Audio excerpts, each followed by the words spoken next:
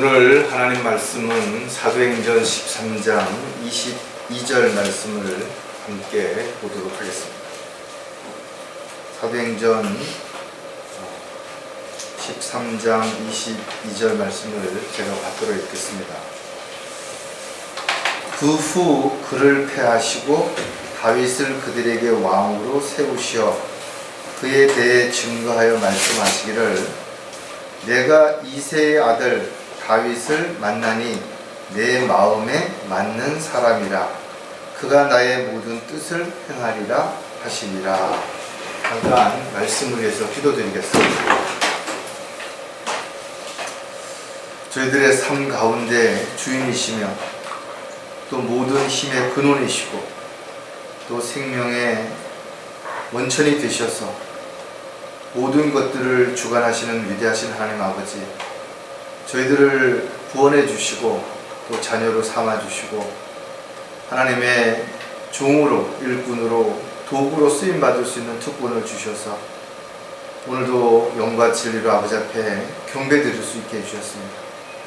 저희들이 주님의 뜻과 계획 가운데서 각자 맡겨주신 그 역할을 잘 감당함으로 주님을 기쁘시게 해드리는 삶이 매일 지속될 수 있도록 인도해 주시고 주님 부르실 때까지 또 저희들이 주님 앞에 가는 그날까지 달려갈 길을 마치는 그 순간까지 단 한 사람도 낙오하거나 실족하지 않도록 믿음을 굳건하게 세워주시고 또 잘했다고 칭찬받을 수 있도록 각자의 역할을 충실히 감당함으로 열매 맺는 삶이 늘 함께 할 수 있게 도와주시옵소서.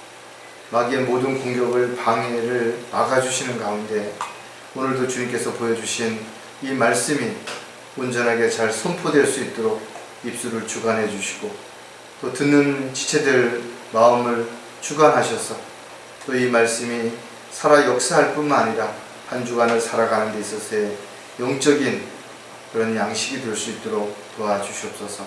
다시 오실 우리 주 예수 그리스도의 이름으로 기도드렸습니다.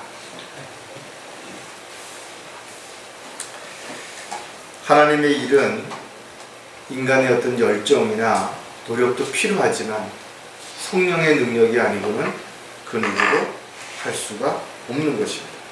왜냐하면 영적인 일은 영적으로 분별되기 때문에 그런 것이에요. 따라서 거듭나지 않은 사람들은 영적인 것들을 알 수도 없고 이해할 수도 없습니다.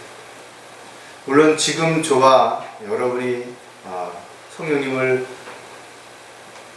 우리 몸에 내주하고 계시는 것과 구약 시대의 성령께서 또 사람들의 몸에 들어갔다 나갔다 했던 부분들은 좀 다르지만 어느 시대나 마찬가지로 하나님에게 쓰임받았던 사람들은 모두 성령님의 인도하신 가운데 하나님의 능력 가운데서 일을 했다라는 것이에요. 사무엘상 16장 13절을 보면 그러자 사무엘이 기름불을 가지고 그의 형제들 가운데서 그에게 기름을 부은 주의 영이 그 날로부터 다윗에게 임하더라. 다윗은 성령으로 충만했을 때 하나님의 도구로 귀하게 쓰임을 받았다라는 사실을 우리는 성경을 통해서 알 수가 있어요. 즉 다윗이 기름 부음을 받는 동시에 성령이 그에게로 들어가서 영적인 삶을 살 수 있었던 것이 우리가 알 수가 있습니다. 물론 다윗은 밧세바와의 그런 어떤 잘못으로 인해서 눈물로 하나님 앞에 간구를 드리는 그 부분들을 여러분 기억하실 것입니다. 그가 하나님 앞에 정말 침상이 눈물에 뜨도록 그렇게 간절히 기도하면서 고백했던 내용 중에 하나가 바로 주의 면전에서 나를 내어 쫓지 마시고 주의 거룩한 영을 내게에서 거두어 가지 마소서 그랬어요. 사실 다윗이 두려워했던 것은 무엇인가 하면 자신에게 주어졌던 그 왕으로서의 어떤 왕관을 거둬가는 것보다 성령을 거두어가는 것을 훨씬 더 두려워했다라는 것을 우리가 알 수가 있죠. 또 다윗이 궁궐에서 쫓겨나는 것보다도 주의 면전에서 쫓겨나는 것이 얼마나 비참한 것인지를 또 우리에게 가르쳐 주시는 것이죠. 그의 가지고 있는 재물과 권세를 모두 빼앗기는 것보다 주님의 은혜를 빼앗기는 것이 훨씬 더 두렵다라는 것을 사도 바울을 통해서 우리는 교훈을 얻을 수 있는 것입니다. 주의 영으로 충만했던 다윗은 비록 한때의 잘못된 과오를 가지고 있지만 누구보다도 하나님을 정말 사랑했던 사람인 것을 우리는 성경을 통해서 알 수가 있죠. 또 다윗은 하나님께 기쁨으로 찬양을 드리는 데 있어서 어떤 것도 개의치 않았던 모습을 우리가 성경을 통해서 또 알 수가 있는데, 심지어는 그가 그 언약궤를 예루살렘으로 들여올 때 너무 그것이 기쁜 나머지 그 행렬을 따르면서 부끄러움도 잊은 채 속옷이 보이도록 춤을 추면서 찬양을 드렸던 모습을 우리가 볼 수가 있습니다. 하나님께서 쓰신 다윗을 우리는 좀 더 알기 위해서는 사무엘 상하를 비롯해서 역대기 상하, 그리고 열왕기 상하 6권의 책들을 정말 전체적으로 공부를 해야 다윗의 어린 시절부터 그가 왕위에 올라서 전쟁을 통해서 영토를 확장시키고 또 하나님의 전을 세우기 위한 재료들을 모으는 그 과정까지 모두가 알 수가 있죠. 특히 시편은 다윗이 정말 생명의 위험을 받으면서 쫓겨서 이 나라 저 나라를 전전긍긍했던 그런 과정들, 그 삶이 얼마나 고단하고 힘들었는지를 우리가 잘 알 수가 있습니다. 그러나 그런 가운데서도 늘 주님을 찬양했고 자신의 형편과 처지를 불평하지 않았던 것들을 우리가 통해서 다윗의 신앙이 얼마나 대단한 믿음을 가지고 있었는지를 우리가 분명히 알 수 있는 것입니다. 오늘 설교 제목은 누가 하나님의 마음에 맞는 사람인가? 여러분은 어떤 사람이 여러분 마음에 맞는 사람이에요? 우리가 맞는 사람이다라는 표현을 할 때 몇 가지를 볼 수가 있는데, 자기 마음에 들 때 그 사람은 나의 마음에 맞는 사람이다 이렇게 표현하죠. 또 그 사람을 믿을만 할 때 저 사람은 내 마음에 맞는 사람이야. 또 어떤 생각이 자기와 일치할 때, 또 일을 하면서 공감대가 형성될 때 이 사람은 나하고 마음이 맞는 사람이다 이렇게 표현을 하기도 합니다. 사실 마음에 맞는 사람이 많지 않죠. 가족들도, 또 직장 동료들, 또 같은 믿음을 가지고 있다 하더라도 그렇게 마음이 탁탁 맞아서 모든 일들이 일사천리로 잘 진행되기가 쉽지 않습니다. 하나님께서는 다윗을 만나서 그 다윗을 보고 다윗이 나의 마음에 맞는 사람이다, 또 나의 모든 뜻을 행할 수 있는 그런 사람이라고 표현했던 내용을 우리가 볼 수가 있습니다. 그렇다면 여러분들은 다윗하면 누가 생각이 나요? 골리앗이 생각이 나는 사람도 있을 것이고, 밧세바가 생각이 나는 사람도 있을 것이고, 사울이 생각나는 사람도 있을 것이고, 그의 아들 압살롬이 생각이 날 수도 있고, 그 외 다양하게 다윗과 연관된 아주 중요한 인물들이 많이 있죠. 우리는 이런 사람들과의 관계에서 다윗은 어떻게 처신했고, 또 다윗은 그와 같은 과정에서 자신의 믿음을 어떻게 지켰는지를 우리가 한번 진지하게 생각해 본다면, 하나님께서 다윗을 왜 사랑하셨는지, 또 다윗을 왜 귀하게 쓰셨는지를 우리가 얼마든지 알 수가 있을 것입니다. 사람은 누군가에게 또 무엇인가를 하기 원하죠. 그러나 이 세상에서도 우리가 어떤 특별한 사람에게 인정을 받았다든지 또 특정한 임무를 맡았다면 정말 보람있고 의미 있는 삶이라고 생각할 텐데, 하물며 우리가 하나님의 뜻과 계획 가운데서 어떤 일을, 또 어떤 목적에 합당한 계획들에 참여하고 있다면 참으로 이보다 더 가치 있는지는 아무것도 없을 것입니다. 하지만 저와 여러분이 모두 다윗과 같은 도구가 될 수 있는 건 아니에요. 왜? 그릇마다 쓰임새가 다르기 때문에 그렇습니다. 큰 그릇도 있고 작은 그릇도 있죠. 어떤 그릇은 매일 쓰는 그릇도 있고, 어떤 그릇은 특별한 기회가 있을 때만 쓰는 그런 그릇도 있을 것이고, 심지어는 1년에 한 번 쓰는 그릇도 있을 것이고, 아니 평생에 한 번 쓰는 그릇도 있을 수 있을 것입니다. 따라서 저와 여러분이 가지고 있는 재능이 어떠하든, 또 하나님으로부터 받은 은사가 어떠하든 간에 이 모든 것들을 정말 주님을 위해서 올바르게 사용한다면 우리는 주님의 도구로서 쓰임 받을 때 귀하게 쓰임 받는 그릇이 될 것입니다. 비록 그 그릇이 차이가 있고 크기라든지 모양이라든지 역할이 다르다 할지라도 분명 주인에게 귀하게 쓰임 받는다면 그 그릇은 그릇으로서의 역할을 충실히 다 할 수 있기 때문에 그렇습니다. 오늘 우리가 본문을 통해서 다시 한번 알 수 있는 것은 누가 하나님께 쓰임 받은 그릇이고 누가 버림받은 그릇인가를 분명하게 생각할 수 있을 것입니다. 그 예를 들어서 하나님 앞에 귀하게 쓰임 받은 그릇은 다윗이라면 버림받은 그릇은 바로 사울 왕이었었다는 것을 우리가 알 수가 있죠. 오늘날도 마찬가지로 하나님은 어떤 사람들은 버리시고 어떤 사람들은 들어서 쓰신다라는 것입니다. 그렇다면 저와 여러분이 다윗과 같이 귀하게 주님의 도구로 일꾼으로 쓰임 받기 위해서는 다윗에 대해서 좀 더 우리가 많은 부분들을 알아야 될 것이고, 그러기 위해서 오늘 몇 가지를 우리가 생각해 볼 것입니다. 자, 누가 하나님의 마음에 맞는 사람인가? 첫 번째, 믿음을 끝까지 지키는 사람이라는 것이죠.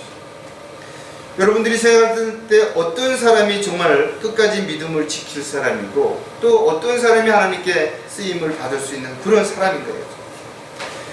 J.L. 코미스키라고 하는 사람이 쓴 글에 보면 그 사람이 어떤 직분을 가지고 있는지, 또 얼마만큼 지식을 가지고 있는지, 어떤 은사가 있는지 다 중요하죠. 그러나 하나님을 얼마나 사랑하는지, 얼마나 주님을 믿고 순종하는지에 따라서 하나님의 일꾼이 될 수도 있고 오히려 버림받는 경우도 될 수 있다는 것입니다. 그렇다면 저와 여러분이 다시 한번 자신에게 한번 진지하게 질문해 보래요. 너는 하나님을 얼마나 사랑하고 있는 것인가? 너는 하나님께서 맡겨주신 일에 대해서 얼마나 헌신하고 있는 것인가? 이 질문은 우리가 얼마든지 이 세상 중심적으로 살아갈 수도 있고 인본주의 중심적으로 살아갈 수도 있고 눈에 보이는 것을 중심적으로 살아갈 수도 있는, 여전히 육신을 가지고 있는 그리스도인이라는 사실을 우리에게 상기시켜 주시는 것입니다. 우리가 하나님 중심으로 무엇과도 자신을 부인하고 십자가를 지고 사는 삶은 아무나 할 수 있는 거 아니라는 것입니다. 다윗의 마음에는 늘 하나님이 계셨던 것을 우리는 성경을 통해서 알 수가 있습니다.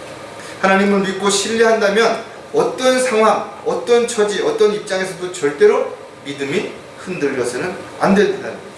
하지만 안타깝게도 많은 사람들이 현실적으로 힘들어질 때 주님을 떠나서 또 지역교회를 떠나서 자기가 원하는, 자기가 하고 싶은 대로 살면서도 하나님을 섬긴다고, 하나님의 뜻대로 산다고 주장하는 사람들이 늘어나고 있다는 것이죠.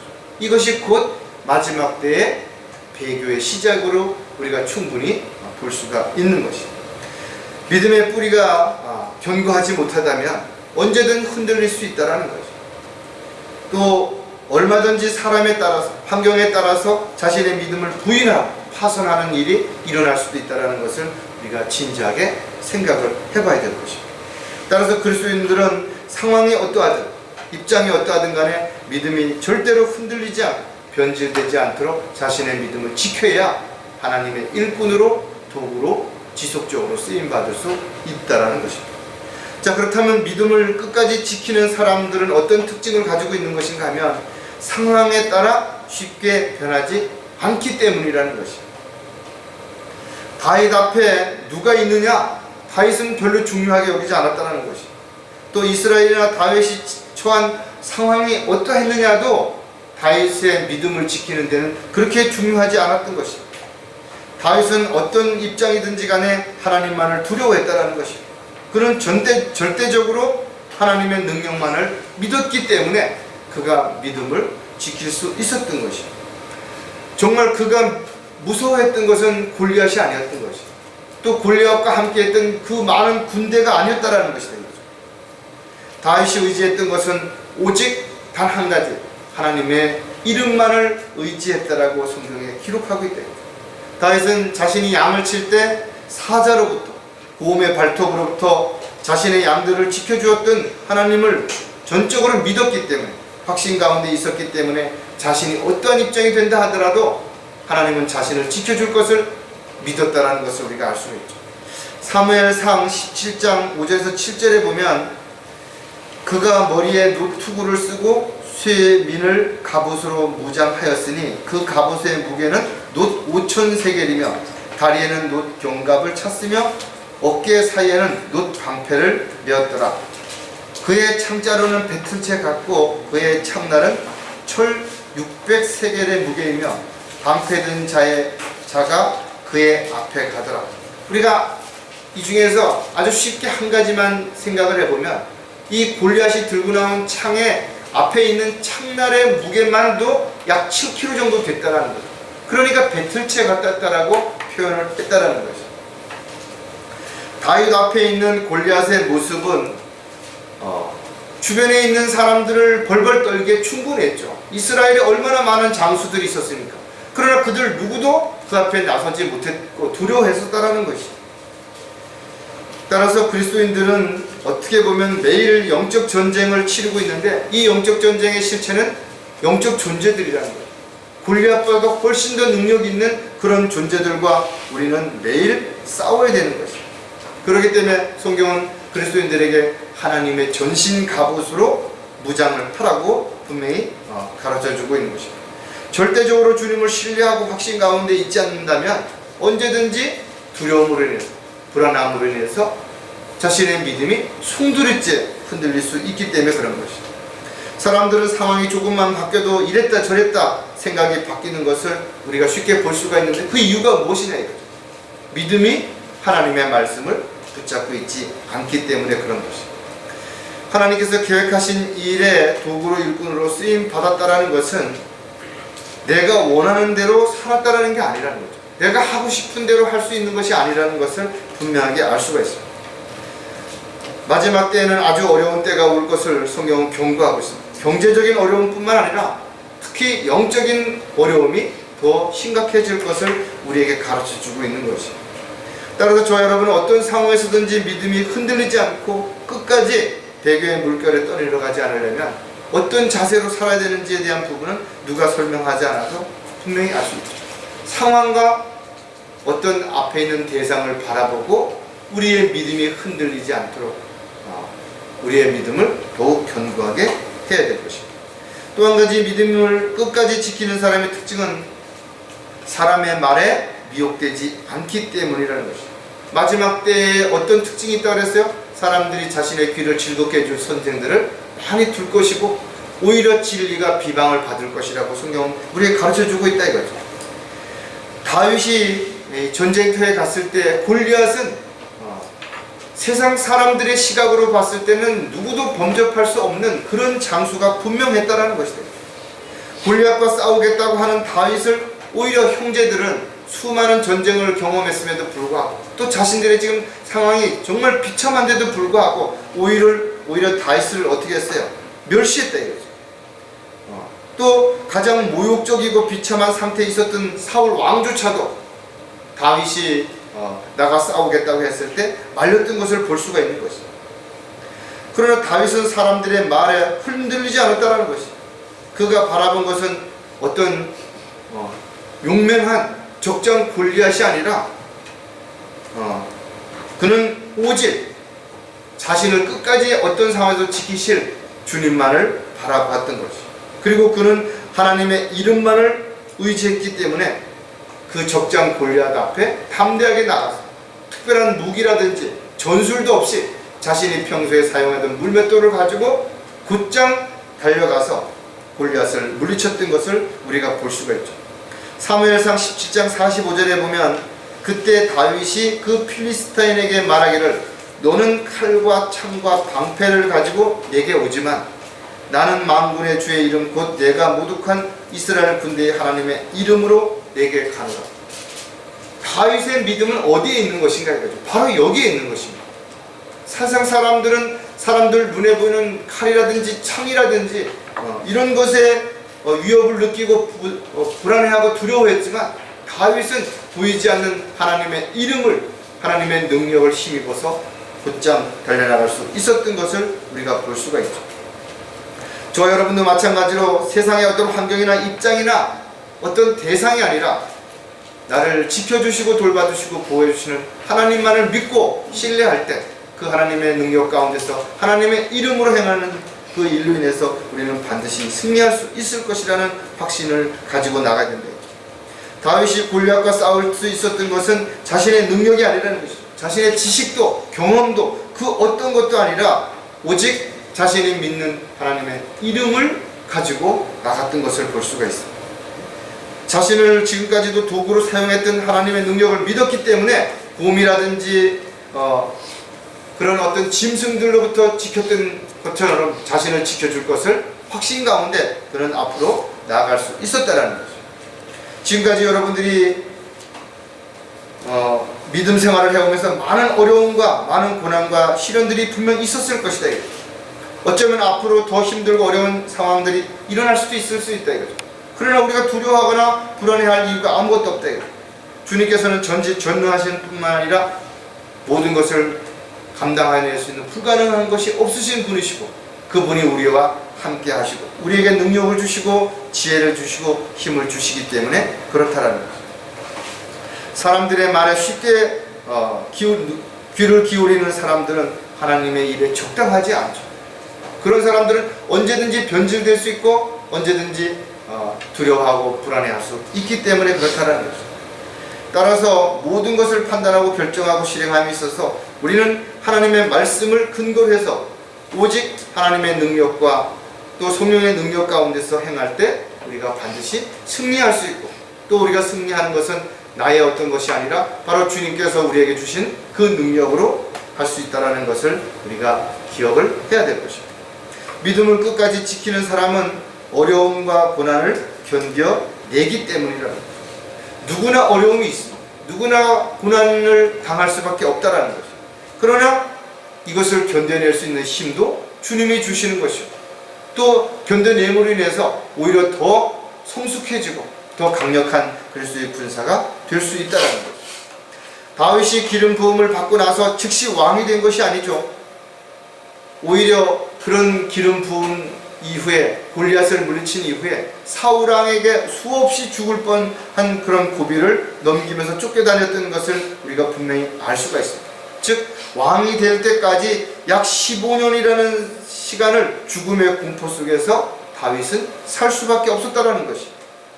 그는 이웃 나라를 전전긍긍하면서 참으로 많은 어려움을 겪었던 것을 성경은 자세하게 기록해 놓고 있습니다. 그러나 우리가 한 가지 알아야 되는 것은 그가 많은 나라를 다니면서 산지라든지 평야라든지 사막 구석구석을 돌아다니면서 그 지형들을 다 알게 됐던 것입니다. 그리고 어디에 무엇이 있는지 어디에 어떤 사람들이 거주하는지 또 어떤 일을 하고 있는지를 다 보고 느꼈던 것들이 결과적으로는 그가 왕이 되었을 때 그 영토를 확장시키는 데 있어서 가장 큰 힘이 되었다는 거죠. 즉 하나님께서는 다윗에게 이런 어려운 과정들을 통해서 앞으로 먼 미래를 위한 하나의 준비 과정으로 도구로 사용하셨던 것을 우리는 성경을 통해서 알 수가 있는 것입니다. 저와 여러분이 지금 겪고 있는 여러 가지 문제가 있다면 어려움이 있다면 고난과 고통들이 있다면 이 또한 우리를 주님께서 다듬으시고 더 성숙한 그리스도인으로 우리를 준비시키시는 과정 중에 하나일 수도 있다는 사실을 반드시 해야 될 것입니다. 사무엘상 16장 18절에 보니까 그러자 그 종들 중 하나가 대답하여 말하기를 보소서 내가 베들레헴 사람 이새의 한 아들을 보았는데 그는 하프를 타는데 기교가 있고 힘세고 용맹한 사람이요 전사며 매사에 총명하고 잘생긴 사람이라 주께서 그와 함께 하시더이다 하더라. 여러 가지 외관상으로도 다윗이 어렸지만 많은 어떤 자질을 가지고 있었던 것이 분명하죠. 그러나 가장 중요한 것은 그가 함께하는 사람이 바로 함께하고 있었던 분이 바로 하나님이셨다라는 것을 우리에게 가르쳐 주는 거예요. 다윗은 지도자로서 하나님 앞에 쓰임 받기까지 충분한 대가를 지불하고 그 과정 속에서 얼마나 많은 고난과 아픔을 견뎌냈는지를 우리는 한 번쯤 진지하게 생각을 해봐야 되는 것입니다. 분명한 것은 다윗을 하나님은 절대로 버리지 않으시고 가는 곳곳마다 함께 하셨다는 것도 우리는 분명하게 알 수가 있죠. 저 여러분이 언제 어디에서 무엇을 하든지 간에 항상 주님께서 함께하고 계시다라는 기억을 가지고 있다면 절대 두려워할 필요가 없습니다. 왜? 하나님께서는 우리를 절대 버리지 아니하시겠다고 약속하셨기 때문에 그런 것입니다. 따라서 어디를 가든 결코 그리스도인들은 고난과 어려움을 피할 수는 없지만, 그러나 그 고난과 어려움을 견뎌낸다면 더욱더 주님의 귀한 도구로 준비되는 과정들이 반드시 이루어질 것입니다. 아무리 세찬 바람이 불어와도 우리의 믿음은 절대로 흔들리지 않도록 더 깊이 뿌리를 내려야 될 것입니다. 견고하게 말씀을 붙잡고 있어야 될 것입니다. 세상 사람은 누가 무엇이라고 하든 또 상황이 어떻게 변하든 간에 주님의 약속은 절대로 바뀌지 않는 것입니다. 주님은 때가 되셔 오셨던 것처럼 다시 때가 되면 이 땅에 오시게 될 것이고, 이 세상에 있는 모든 것들은 다 끝나는 때가 반드시 오게 될 것입니다. 따라서 그리스도인들은 어떠한 상황에서도 절대로 믿음이 흔들리지 않도록 끝까지 그 믿음을 지켜서 변하지 않도록 해야 될 것이며, 또 어떤 상황이 된다 하더라도 어려움과 고난을 견뎌내는 저와 여러분들이 반드시 되어서 우리가 믿음 안에서 승리하는 그런 삶이 되어야 될 것입니다. 또 두 번째, 누가 하나님의 마음에 맞는 사람인가? 바로 주어진 일에 불평하지 않는 사람이라는 것입니다. 사람들은 자신이 힘들면 불평하죠. 누구 때문이라고, 무엇 때문이라고 남을 탓하게 되는 것입니다. 그러나 그리스도인들은 자신이 어디에서 무엇을 하든 우연은 아무것도 없다라는 것입니다.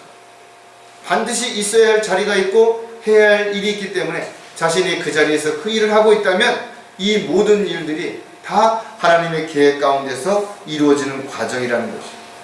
물론 사람들마다 모두 똑같은 일을 하는 거 아니죠. 똑같이 생각하고 또 똑같이 하나님의 일에 쓰임받는 것이 아니라는 것입니다.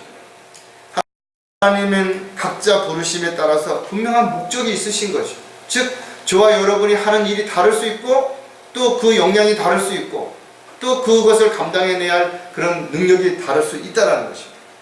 따라서 저와 여러분이 얼마나 많은 일을 많이 했는가, 열심히 했는가 보다 더 중요한 일은 주님께서 우리 각자에게 맡겨주신 일을 거기에 합당하게 했는가 안 했는가가 훨씬 더 중요하다는 거죠.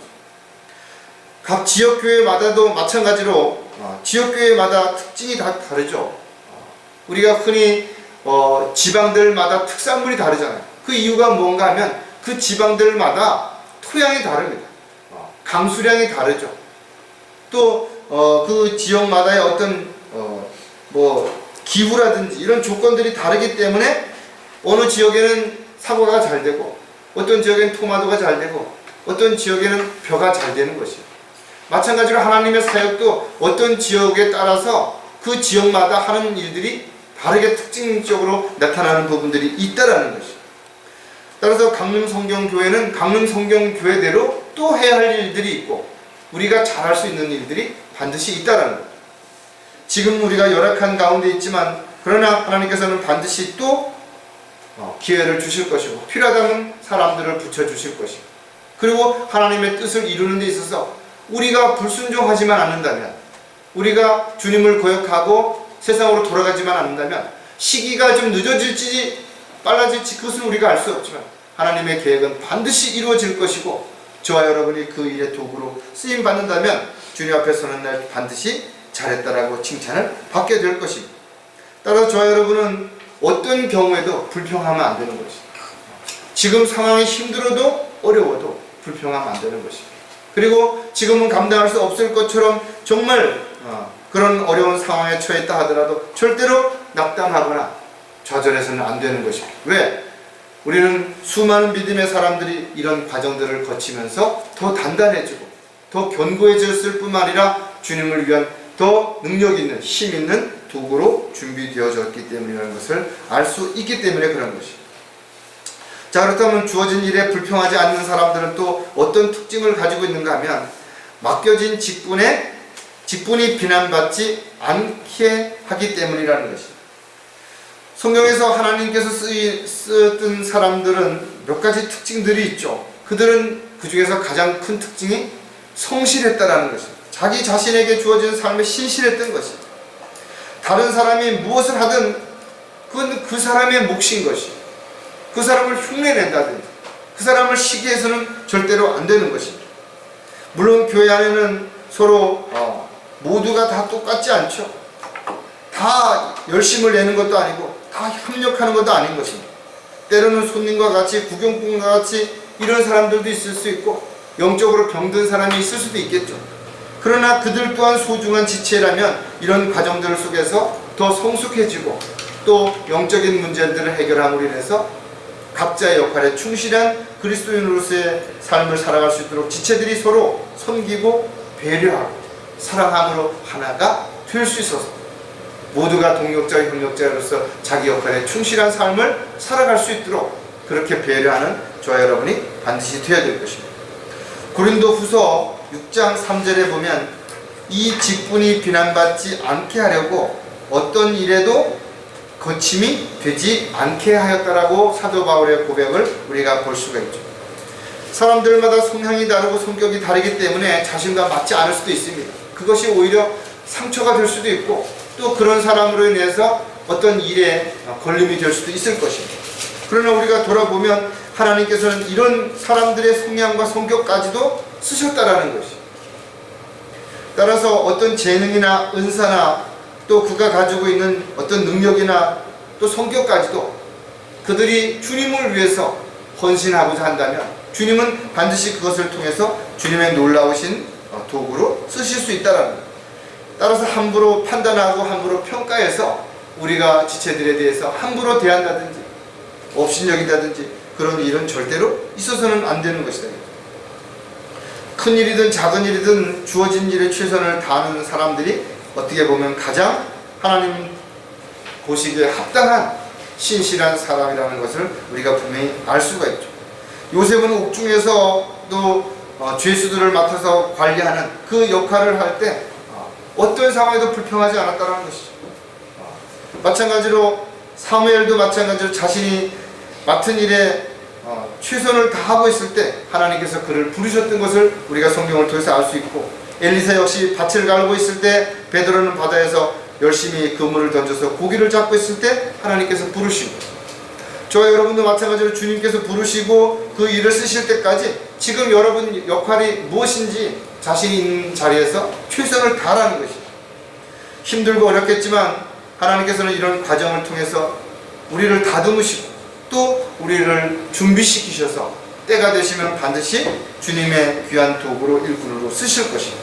따라서 그 때가 되기 전에 먼저 나서지도 말고 때가 됐는데도 외면하지 말고 어리석은 삶이 아니라 주님께서 부르실 때 주님의 음성에 귀를 기울이고 주님 앞에 한 기도가 응답되어질 때 거기에 합당한 삶을 통해서 우리의 맡겨진 직분을 잘 감당할 때 이것이 가장 가치 있는 삶이 반드시 될 수 있는 것입니다. 또 주어진 일에 불평하지 않는 사람은 또 어떤 특징을 가지고 있는가 하면 주어진 의무를 소홀히 하지 않기 때문이라는 것이죠. 그리스도인들은 한마디로 말해서 성경을 믿고 실행하는 사람들이죠. 성경을 믿고 실행한다는 것은 성경에 기록되어 있는 그 내용을 문자 그대로 믿는다라는 것이고 거기에 명령하신 것에 따라서 그대로 자신의 어떤 생각이나 입장을 내세우지 않고 순종하고 따른다라는 것을 의미하는 것입니다. 따라서 믿음에는 반드시 책임과 의무가 따르는 것입니다. 단지 아는 것과 믿는 것은 분명 다른 것입니다. 따라서 알면서도 믿지 않는 사람이 있는가 하면 믿었다면 반드시 그 믿음에 대한 대가를 자신이 치러야만 되는 것입니다. 저와 여러분이 하나님의 자녀라면 또 그리스도의 군사라면 우리는 마땅히 거기에 합당한 고난의 대가를 치러야만 그로 인해서 우리가 무언가를 얻을 수 있다는 것입니다. 이것이 그리스도인들의 가장 기본적인 올바른 자세인 것입니다. 전도서 12장 13절에 보면 전체 일의 결론을 들을지니 하나님을 두려워하고 그의 계명들을 지키라. 이것이 사람의 모든 의문이 그랬어요. 저와 여러분은 가장 중요한 부분이 무언가 하면 바로 하나님을 두려워하는 것이다. 그래서 나그네 시절을 두려움 가운데 지내야 되는 것이죠. 또 하나님이 주신 그 자유를 죄 짓는 데 써서는 안 된다는 것이다. 또한 그리스도인들은 자신이 한 말에 대해서 신중하게 해야 되기 때문에 왜냐하면 자신이 한 말에 책임을 져야 되기 때문에 그렇습니다. 행동도 더더욱 그렇겠죠. 자신이 한 행동은 어떠한 경우에도 그 행동에 대해서 책임을 질 수 있어야 됩니다. 사람이 살다 보면 오해를 받을 수도 있고 또 그런 것을 위해서 치명적인 상처를 받을 수도 있죠. 그러나 자신이 어떤 일을 주관했다면, 그 일을 시작했다면 반드시 책임을 져야 된다 이거죠. 자신이 일만 벌려놓고 책임을 지지 않는다면 누가 그것을 감당해낼 수 있겠는 것인가.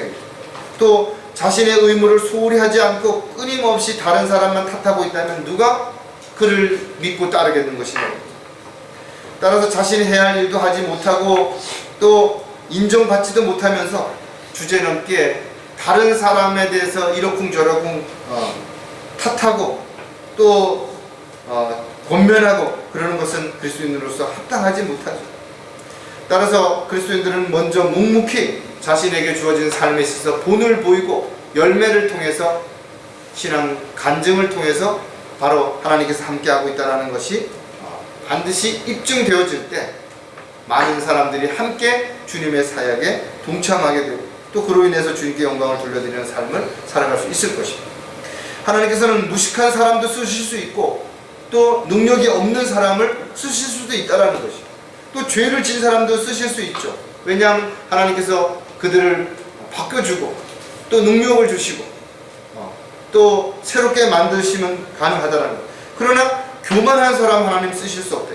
자만한 사람 쓰실 수 없다. 자기에게 주어진 책임과 의무를 소홀히 하는 사람은 하나님께서 쓰실 수 없다는 것. 따라서 저와 여러분이 주님 앞에 쓰임을 받을 수 있는 것은 가장 먼저 자신에게 주어진 일이 크든 작든 또 현실의 지금 입장이 어떠하든 최선을 다하고 열심을 다하는 그런 삶을 통해서 자신의 주어진 의무를 소홀히 하지 않는 그런 삶을 살아가는 것이다. 주어진 일에 불평하지 않는 사람의 또 다른 특징은 묵묵히 자신의 역할에 충실하기 때문이라는 것. 사실은 많은 사람들은 자기가 힘들고 어려운 걸 알아주길 원하죠. 또 자신이 열심히 해서 좋은 성과를 냈다면 누군가가 그것을 알아주기를 반드시 원하는 것입니다. 그러나 알아주든 몰라주든 묵묵히 뭔가 한다는 건 쉽지 않습니다. 이새의 아들 가운데 왕이 나올 것이라는 말을 다윗도 들었는데도 불구하고 왜 다윗은 그 자리에 가지 않은 것이, 기름을 부은다고 사무엘이 내려왔을 때 그곳에 가지 않았다는 것입니다. 어떻게 보면 그런 지금 자신이 해야 할 일은 양들을 먹이는 일이 더 급했고 또 신중하게 생각할 수밖에 없었을 것이, 왜? 그 양들을 버려두고 왕이 되겠다고 봤을 때 그 양들은 굶어 죽을 수도 있고 또 주변에 있는 일이라든지 곰에게 잡혀 먹을 수도 있었기 때문에 그는 왕이 되겠다고 하는 그 자리에 가지 않고 양을 돌보는 일에 최선을 다했다는 거죠. 어떻게 보면 자신의 믿음을 지키고 가정을 지키고 또 교회를 지키는 이런 일들이 무슨 대단한 일이 아닌 것이에요. 자기 역할에 충실하는 것입니다. 가정에서는 가정에서의 역할, 교회에서는 교회에서 자기 역할에 충실하는 것입니다. 가장 큰 아픔과 어려움은 바로 함께 해둔 그런 지체들이 마귀의 도구가 되어서 공격할 때죠. 세상적으로도 자신이 많이 사랑하고 많이 도와주고 많이 베풀었던 사람에게 배반을 당했을 때 가장 상처가 큰 것도 사실이다 이거죠. 따라서 가장 영적인 사람으로서 하나님의 일에 함께 동행했던 또 함께 동역했던 사람이 배교했을 때 가장 큰 상처가 되는 것이고 가장 큰 걸림이 되는 것이 분명하다 이거죠. 따라서 우리는 어떤 상황이 벌어졌을 때 우리는 먼저 자신의 생각이나 입장을 앞세워서 이러쿵저러쿵 말하기보다는 먼저 하나님 앞에 무릎을 꿇고 분열이 일어나지 않도록 또 그런 문제들을 해결할 수 있는 방안을 주님으로부터 찾는 그런 저와 여러분이 되어야 바로 성숙한 그리스도인으로서 교회를 마귀로부터 지킬 수 있는 그런 힘이 반드시 될 수 있다는 거죠. 느헤미야 4장 17절에 보면 성벽 위에서 건축하는 자들과 짐을 지우는 자들은 각자 한 손으로는 공사를 하고 다른 손에는 무기를 지녔더라. 왜 그랬을까요? 언제 적이 쳐들어올지 몰랐기 때문에 이 성벽을 재건하면서 그들은 한순간도 방심할 수 없었다라는 것이죠. 저와 여러분도 마찬가지로 이 세상을 살아가는 동안 한편으로는 세상에서 일을 하고 또 돈을 벌어서 가정을 부양하고 또 필요한 것들을 써야 되지만 또 한편으로는 영적인 전쟁을 해야 되기 때문에 이들과 다를 것이 없다. 그래서 우리는 어느 것도 소홀히 해서는 안 된다 이거죠. 우리가 세상적으로 살아가는 동안 육신을 입고 있는 한 필요한 것들을 얻기 위해서도 열심히 일해야 될 뿐만 아니라 영적인 전쟁을 대비해서도 우리는 정신을 차리고 반드시 깨어 있어야 되는 거죠. 우리는 언제 어떤 상황에 부딪히게 될지, 어떤 전쟁으로 인해서 패배하게 될지 아무도 알 수가 없는 것이죠. 특히 우리는 복음을 전파하기 위해서는 적진 안으로 때로는 들어가야 되고 수많은 적들 앞에서 끝까지 믿음을 견고하게 지켜야 하는 그런 때도 있기 때문에 그렇다는 거죠.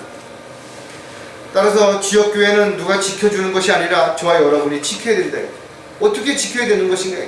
하나님의 뜻과 계획 가운데서 주님의 말씀에 따라 순종하면서 각자 역할을 충실히 할 때 지킬 수 있는 것이죠. 마귀는 지역교회를 넘어뜨리기 위해서 가장 먼저 목자를 공격 목표 1순위로 두는 것이다. 목자가 넘어지면 양들이 흩어지기 때문에 그런 것이죠. 따라서 교회를 분열시키고 하나님의 사역을 방해하는 이 어떤 일도 마귀가 하는 일임을 분명히 우리가 기억한다면 교회에 어떤 문제가 생겼을 땐 철저하게 이런 것들을 가려내서 하나님의 사역을 대적하고 방해하는 그런 세력들을 분리해냄으로 인해서 교회가 분열되지 않도록 교회를 지키는 일이 반드시 필요하다. 따라서 그리스도인들은 자신에게 주어진 상황이 어떠하든지 간에 자신을 낮추고 맡겨진 직분에 순종할 뿐만 아니라 자신이 해야 할 의무를 소홀히 여기지 않고 묵묵히 자기 역할에 충실히 할 때 주님의 귀한 도구로 쓰임 받을 수 있음을 반드시 기억해야 될 것입니다. 마지막으로 누가 하나님의 마음에 맞는 사람인가? 자신의 부족함을 인정하는 사람이라는 것입니다. 많은 사람들이 물론 능력도 있고 힘도 있고 지혜도 있죠. 그런데 결국은 자신을 자랑하고 사람들 앞에서 높이려고 교만해지다가 한순간에 무너져 내리는 사람들이 얼마나 많은 것인가 이거죠. 이새에게는 8명의 아들이 있었고 그 중에 바로 다윗은 막내 아들이었다라는 것입니다. 사무엘의 통보를 받았을 때 모두 다른 자식들은 왕이 될 거라고 스스로 그렇게 생각을 하고 그 자리에 모였던 것이. 그런데 막내 아들인 다윗만 양을 치고 있었던 것을 우리가 한 번쯤 왜 그랬을까 생각해 봐야 된다. 인간적인 입장에서 보면 그의 아버지 이새의 눈에도 다윗은 아주 어린 아이에 불과한 거예요. 형들의 눈에도 아직 다윗은 그만한 제목이 안 된다고 생각을 했기 때문에 누구도 다윗을 불러오라고 이야기하지 않았던 것이죠. 하나님께서는 그러나 눈에 보이는 것만을 가지고 판단하지 않으신다. 하나님께서는 모든 것을 다 아시는 분이시다는 것이죠. 따라서 사무엘은 기름이 들어있는 뿔을 가지고 다윗 있는 곳에 가서 그를 왕으로 세우는 그런 일들을 우리가 한 번쯤 생각해 본다면 우리가 어디에 있든 무엇을 하든 자신의 역할에 충실할 때 주님께서는 우리를 부르시고 우리로 하여금 그 일을 감당할 수 있도록 준비시켜 주신다는 사실을 분명히 우리가 기억을 해야 될 것입니다. 다윗은 하루아침에 왕이 된 것이 아니라 자신의 부족함을 인정하고 끊임없는 과정을 통해서 그는 더 견고해졌고 더 많은 것들을 알게 되었고 또 그만한 자신감과 확신 가운데서 그는 자신도 모르는 사이에 서서히 왕으로서 통치할 수 있는 그런 지도자로서의 면모를 갖추게 되었던 것을 우리가 분명하게 볼 수가 있죠. 하나님의 일꾼은 자신이 무엇을 해보겠다라고 말만 앞세우기보다는 오히려 하나님께서 자신을 통해서 어떤 증거가 있는지가 반드시 입증되어질 때 그런 것들을 통해서 하나님께서 함께 하신다라고 한다면 따르는 사람들이 함께 할 것이고 또 함께 협력하는 동역자들이 반드시 생기게 될 것이고 그렇게 하나님의 사역을 조금씩 확장해 가는 가운데 하나님께서는 반드시 기회를 주시고 또 때를 허락하셔서 하나님의 계획하신 그 목적을 반드시 이루시게 될 것입니다. 자, 자신의 부족함을 인정하는 사람들은 또 어떤 특징을 가지고 있는가 하면 자신을 낮추어 겸손해지기 때문이라는 거예요. 성경은 계속해서 겸손에 대한 이야기를 하고 있죠. 또 자신을 낮추라고 명령하고 있다는 그 이유는 무엇인가 하면 누구든지 교만해질 수 있기 때문에 그런 거죠. 사람들 앞에 자신을 드러내고 자랑하고 싶은 욕구가 누구에게나 타락한 옛성품으로 남아있기 때문에 그렇다라는 것입니다. 다윗의 아들, 이새의 아들 다윗도 비록 그가 막내였지만 어떻게 보면 인간적으로 왜 그런 욕심이 없었겠냐라는 것이요. 그러나 그는 스스로를 생각할 때 자기보다 더 훌륭한 사람들도 얼마든지 있고, 특히 형제들 가운데는 용맹한 형제들, 잘난 형제들, 능력 있는 형제들이 있었기 때문에 그는 자신의 역할에만 충실하게 더 이상 어떤 것도 욕심을 내지 않았던 것을 우리가 볼 수가 있습니다. 하지만 성경은 약자를 들어서 강한 자들을 무색하게 만든다고 분명히 기록하고 있는 것입니다. 누구도 자신의 능력이나 지식이나 경험을 통해서 내가 이렇게 했다라고 자랑하지 못하도록 하기 위해서 하나님께서는 오히려 약한 사람들, 어리석은 사람들을 통해서 하나님께서는 놀라운 지혜로, 능력으로 놀라운 기적들을 일으킴으로 인해서 하나님께 영광을 돌려드리게 할 수 있는 그런 도구로 쓰신다라는 것을 우리가 분명히 알 수 있죠. 따라서 자신이 남보다 더 낫다고 생각하거나 자신의 생각으로는 뭐든지 할 수 있다라고 교만한 사람을 쓰시지 않고 하나님께서는 오히려 겸손한 사람, 자신을 낮추는 사람을 높여서 그를 통해서 하나님의 영광을 분명히 드러나게 하신다는 것입니다. 누가복음 14장 11절에 보면 누구든지 자신을 높이는 자는 낮아질 것이요 자신을 낮추는 자는 높아지리라고 하시더라 했어요. 주님께서도 몸소 자신을 낮추어서 겸손의 본을 보이신 것을 우리는 분명히 알 수 있죠. 사람과 같은 모습으로 나타나셔서 자신을 낮추시고 죽음에까지 순종하셨으니 십자가의 죽음에까지. 제자들의 발을 씻기는 모습도 여전히 마찬가지로 자신을 낮추시고 겸손한 모습을 보여주신 것입니다. 그렇게 하신 주님을 하나님께서는 모든 이름 위에 높여주셨죠. 또 모든 것을 아시고 모든 것을 하실 수 있는 그 주님께서 우리를 위해서 고난과 수치와 멸시를 받으셨던 것처럼 지금 하나님 우편에서 우리의 중보자로 끊임없이 우리의 삶을 주관하시고 인도하시고 계신다는 것을 우리가 기억한다면 어떤 상황에서 어떤 입장에서든지 간에 자신을 낮추는 것을 먼저 저와 여러분은 반드시 실행할 수 있어야 하나님의 도구로 지속적으로 쓰임받을 수 있게 됩니다. 자신의 부족함을 인정하는 사람은 또 어떤 특징인가 하면 허황된 욕심을 버릴 수 있기 때문이다. 자신의 부족함을 인정하지 않는 사람들은 오히려 자신의 욕심을 채우기 위해서 더 많은 것, 더 새로운 것, 더 특별한 것을 끊임없이 추구한다 이거죠. 사울 왕은 자신이 왕이 된 초대 왕이 되었는데 얼마나 감사해야 되고 얼마나 더 신중하고 얼마나 하나님을 두려워해야 되겠어요. 그런데 그는 자신의 그 왕권을 마치 자기의 능력으로 자기의 힘으로 얻은 것처럼 그는 자신을 위해서 갈멜산에서 승전 기념비를 세우는 것도 모자라서 제사장이 해야 하는 제사까지도 자기가 주관하려고 했던 번제를 드리는 일로 인해서 하나님 앞에 버림받게 되는 결과를 가져올 수 있다. 능력이 없어서가 아니에요. 열정이 없어서가 아니라는 것입니다. 하나님의 일꾼은 하나님의 뜻대로 하나님의 방법대로 하지 않으면 하나님은 절대로 쓰시지 않으신다라는 것이죠. 갈라디아서 5장 17절에 보면 육신은 성령을 거슬러 욕심을 부리며 성령은 육신을 거스리나니 이들은 서로 반목하여서 너희가 하고자 하는 것을 하지 못하게 하느니라. 육신은 우리가 날마다 죽은 것으로 반드시 여겨야 된다 이거예요. 왜냐하면 육신적인 생각은 육신적인 결과를 가져올 수밖에 없기 때문에 그렇습니다. 따라서 욕심으로 인해서 부를 탐하게 되면 결국은 죄를 질 수밖에 없는 것입니다. 따라서 그리스도인들은 육신의 정욕을 십자가에 반드시 못 박아야 하는 것입니다.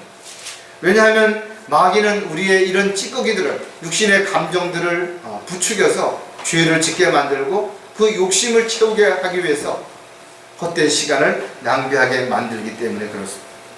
성경은 옛성품을 따라 살아갈 때, 특히 육신을 따라 살아갈 때 하나님을 기쁘시게 할 수 없다라고 분명히 기록하고 있어요. 따라서 사울은 자신의 이름이 바로 큰 자라는 그 이름을 버리고 자신을 오히려 작은 자요, 죄인들 중에 우두머리라고 자신을 낮췄던 모습을 우리가 분명히 볼 수가 있어요. 하나님은 스스로 자신을 낮추고 겸손한 사람들을 통해서 높여주시고 그를 통해서 하나님의 놀라운 역사를 이루어 가신다는 사실을 우리가 기억한다면 허황된 욕심을 버리고 그리스도인들은 모두가 겸손한 삶을 통해서 주님 앞에 자신을 낮추고 오직 주님의 능력 가운데서 쓰임받는 도구가 되어야 될 것입니다. 자신의 부족함을 인정하는 사람은 또 이런 특징을 가지고 있는데 영적 권위를 거역하지 않기 때문이라는 것이죠. 그리스도인이라고 해서 언제나 도움이 되고 또 위로가 되고 힘이 되는 것은 아니죠. 때로는 가까이 있는 가족들이 또 지체들이 더 아프게 하고 더 힘들게 하고 더 어렵게 만들 수도 있습니다. 그럼에도 불구하고 왜 성경은 먼저 더 존경하고 사랑하라고 말씀하시는 것이냐. 또 어떤 잘못을 저지른 사람이 다시 돌아와서 잘못을 뉘우치면 용서하라고 우리에게 가르치고 있는 것인가 이거죠. 다윗은 자신을 죽이려고 하는 사울을 죽일 수 있었음에도 불구하고 그렇게 하지 않은 것이고 또 사울을 죽인 그 종을 오히려 징계했던 모습을 우리가 성경을 통해서 볼 수 있다. 그 이유는 하나님께서 기름 부은 자를 내가 마음대로 하면은 안 된다라고 생각했기 때문에 그런 것입니다. 비록 그가 잘못했지만 원수 갚는 일은 내가 하는 것이 아니라 하나님의 권한에 있다는 것을 알았기 때문에 하나님께서 허락하신 그 뜻 안에서 자신은 관용을 베풀었고 자신은 그 고통과 아픔을 몸소 감당해냈던 것을 우리가 볼 수가 있습니다. 사무엘상 24장 4절에 다윗의 사람들이 다윗에게 말하기를 보소서 주께서 당신에게 말씀하시기를 보라 내가 내 원수를 내 손에 넘겨주어 내게 좋은 대로 그에게 행하라 하리라 하신 그 날이니이다 하더라. 그때 다윗이 일어나서 사울의 겉옷자락을 가만히 베더라. 그러니까 죽일 수 있는데도 불구하고 그냥 증표만 남기고 온 것이고 지역교회를 하나님의 피로 값을 주고 세우시고 또 목자를 세우셔서 양무리를 돌보도록 가르치고 인도하시도록 하신 것은 모두 하나님의 뜻이고 이 모든 권한을 주신 것은 하나님의 영적인 권위라는 것이다.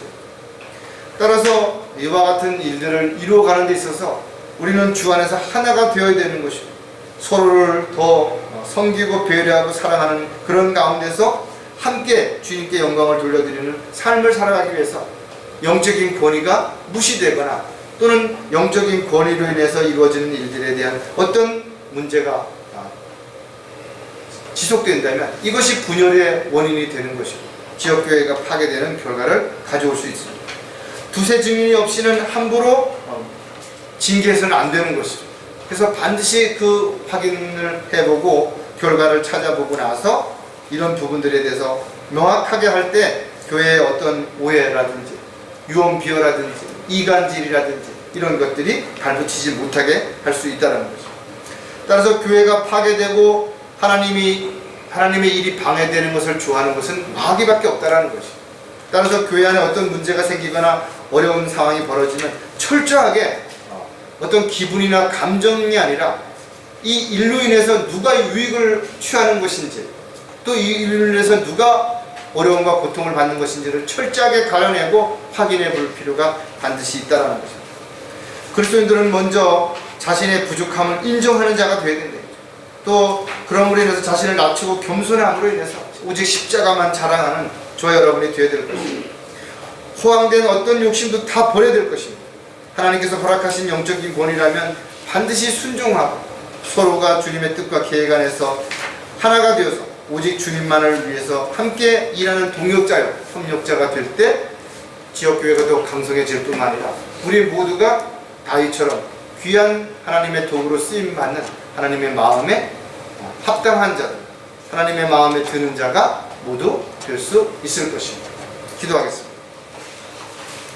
하나님 아버지, 저희들에게 이 세상을 살아가는 동안 무엇을 하며 어떻게 살아야 할지, 또 저희들이 하는 일들이 누구를 위해서 하는 일인지를 끊임없이 말씀을 통해서 확인해보고 주님 뜻과 계획에서 어긋나는 또 육신적인 만족을 위한 허황된 삶이 되지 않도록 주님 늘 함께 해주시고 또 저희들을 바른 길로 인도해 주셔서 달려갈 길을 마치는 그 순간까지 단 한 사람도 실족하거나 낙오하지 않도록 붙잡아 주시옵소서. 다시 오실 우리 주 예수 그리스도의 이름으로 기도드렸습니다.